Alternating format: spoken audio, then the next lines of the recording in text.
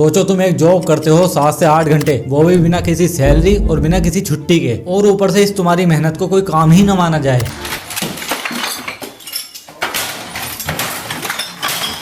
लेकिन हमारे देश की लगभग 90% महिलाएं ऐसे ही बिना किसी सैलरी और बिना रिकॉग्निशन के दिन रात घरों में काम करती हैं, जिसमें शामिल है सुबह उठते ही ब्रेकफास्ट तैयार करना, साफ सफाई करना और तुम्हारे ऑफिस जाने के लिए ड्रेस और लंच को रेडी करना, बाकी दिन में बच्चों की देखरेख। और इतना कुछ करने के बाद भी लगभग 30 से 40% वुमेन आज डोमेस्टिक वायलेंस यानी घरेलू हिंसा का शिकार है।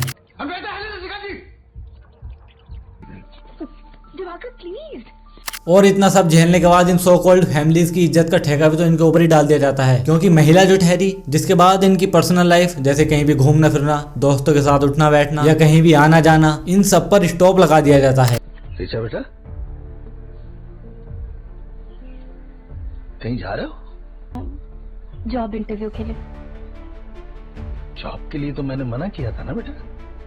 इसका ही कारण है कि देश की तमाम महिलाएं डिप्रेशन का शिकार हैं, क्योंकि ज्यादातर महिलाएं अपने जीवन को खुल के जी ही नहीं पाती, just because of family and social norm. क्योंकि सब कुछ तो घर पर उन्हीं को देखना है ना, कहीं ससुर के आगे नमक कम न रह जाए, कहीं ज्यादा ना हो जाए। और पति देव का तो पेट भी सुबह को तब खाली होता है जब पेट में लगभग 1 गिलास चाय पहुंच जाए। बाकी बस पूरे दिन आज खाने में क्या बना है, आज ये बनाओ, आज वो बनाओ। अरे चटोरे प्रसाद, इन महिलाओं के इसी काम में व्यस्त रखोगे क्या? कुछ अपने आप भी बनाकर देख लो ना, एक बार पता चल जाएगा कि प्याज कैसे करती है और कैसे तड़का लगता है सब्जी में। और ये वही पति देव है जो दोस्तों के साथ बैठ के ठहाके लगाते हैं कि सरकार कुछ कर भी रही है या नहीं, क्योंकि जीडीपी तो देश की बढ़ नहीं रही, कहीं हमने गलत सरकार तो नहीं चुन ली। तो चाचा ये सरकार वरकार का मुद्दा छोड़ो, तुम इस बात पर ध्यान दो कि देश की कुल जनसंख्या का 50% केवल महिलाओं की ही संख्या है, और उनमें से मात्र 30% ऐसी महिलाएं हैं जो मेन वर्क फोर्स का हिस्सा है। बाकी 70% महिलाएं आज भी तुम्हारी सेवा में घर पर तत्पर है। अब तुम खुद ही सोच लो कि इतनी बड़ी जनसंख्या का इतना बड़ा हिस्सा जब एक घर पर ही बैठा रहेगा, वो भी बिना किसी टैलेंट के, बिना किसी पढ़ाई लिखाई के, या जो पढ़ाई लिखाई करी हुई है उसको एक कोने में रख के तुम्हारी रोटी खाने के लिए ही घर पर तैनात रहेगी, तो वो महिलाएं मेन फोर्स में कैसे हिस्सा लेंगी? और जब हिस्सा नहीं लेंगी तो जीडीपी कैसे बढ़ेगी? लेकिन नहीं, अपने आप को दोष काहे देना, सरकार को गरिया दो, सिस्टम को गरिया दो। कितना मजा आता है गरियाने में। बस अपनी जो सामाजिक और पारिवारिक व्यवस्थाएं चल रही है उनको ना देखना पड़ जाए। और इन सबके बाद भी महिलाओं को प्रताड़ित किया जाता है दहेज के लिए, और ऐसे ही तमाम महिलाएं अपनी जान गंवा देती हैं दहेज की डिमांड पूरी ना होने पर। और जब माता पिता देखते हैं कि आजकल समाज में दहेज की ज्यादा डिमांड है, तो बच्ची के जन्म लेने से पहले ही उसको मार दिया जाता है, क्योंकि वो डरे हुए हैं महिला की असुरक्षा को लेकर। तो ऐसे ही खास करके ग्रामीण क्षेत्रों में एक महिला अपने पति को पालती है, अपने बच्चों को पालती है, और जब बच्चे बड़े हो जाते हैं तो उनकी जवानी तक उनको पालती है, क्योंकि भारत देश में बेरोजगारी की स्थिति भी अपने चरम स्तर पर है ना। और इतना सब करने के बाद भी बुढ़ापे में उस महिला को वृद्धाश्रम में डाल दिया जाता है, जिसको शायद मदर्स डे पर याद कर लिया जाता है, वो भी स्टेटस लगाकर, क्योंकि वो अपनी नैतिकता वाली छवि भी तो दिखानी है ना हमको। और इन मुद्दों पर कोई खुलकर भी नहीं बोलता, क्योंकि एक बनी बनाई व्यवस्था है जिससे लोग बाहर नहीं निकलना चाहते, जिसमें शामिल है महिला का शोषण। कई वर्गों में तो महिला को पांव की जूती समझा जाता है। अब ये मैंने वीडियो बनाई है, बना तो दी, लेकिन किसी कोने में पड़ी रह जाएगी। वो ये कि मैं इनके प्रति बोल रहा हूँ और तुमको इनके लिए ही गाली सुनने की आदत पड़ गई है, वो भी आजकल के इन क्रिंज इन्फ्लुएंसर से। तभी तो समय रहना वाले केस में भी आज इतने लोग इसके सपोर्ट में दिखाई देते हैं। तो जब ये लोग खुद ही महिलाओं की बेइज्जती करते हैं और तुम जैसे लोग उनको सुनते हैं, तो तुम क्या महिलाओं की इज्जत कर पाओगे? ये कि पैट्रियार्की